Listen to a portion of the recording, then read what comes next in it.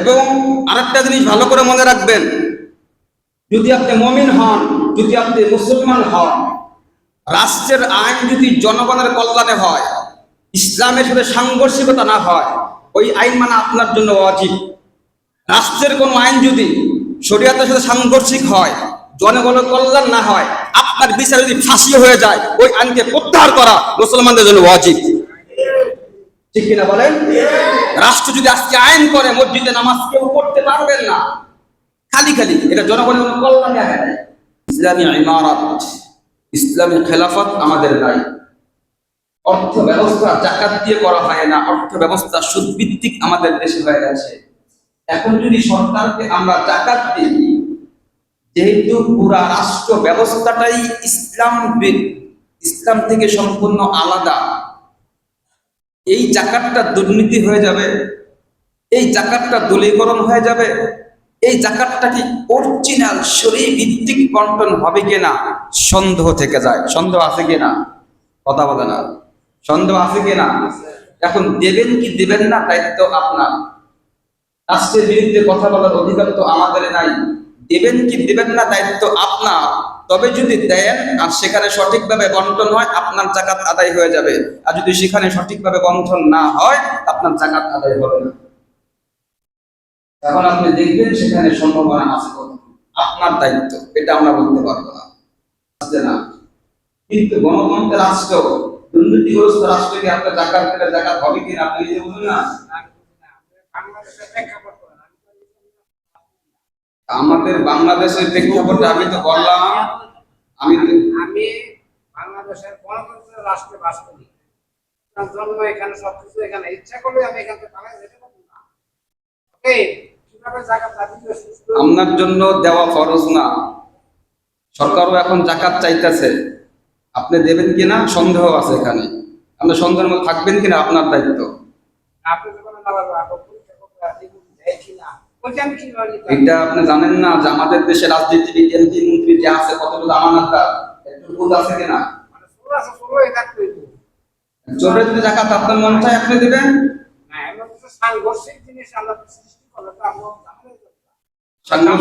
আপনাকে তো বাধ্য করে নাই সরকার, বাধ্য করছে? জাকাত না দিলে আপনাকে গ্রেফতার করবে বলছে?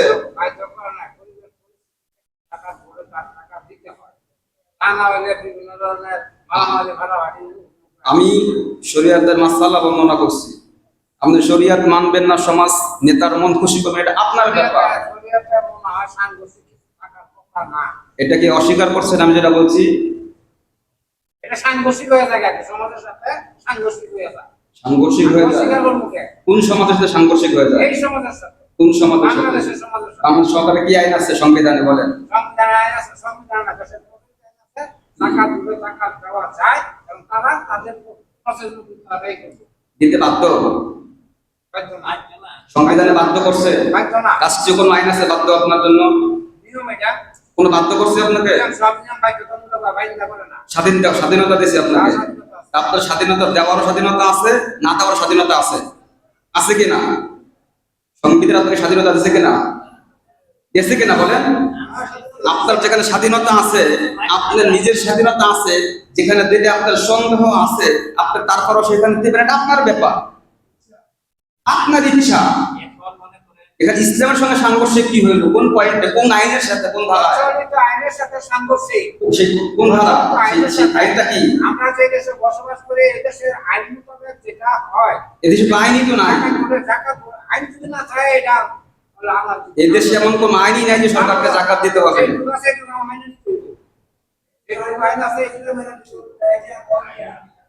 আপনি মানবেন, আমি তো বলছি যে আপনার ব্যাপার। শরীয়তের উপরে আপনার প্রশ্ন করার অধিকার নাই। আপনার মন চায় আপনি মানেন।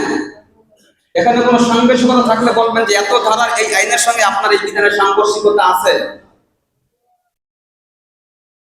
এবং আরেকটা জিনিস ভালো করে মনে রাখবেন, যদি আপনি মুমিন হন, যদি আপনি মুসলমান হন, রাষ্ট্রের আইন যদি জনগণের কল্যাণে হয়, ইসলামের সাথে সাংঘর্ষিকতা না হয়, ওই আইন মানা আপনার জন্য ওয়াজিব।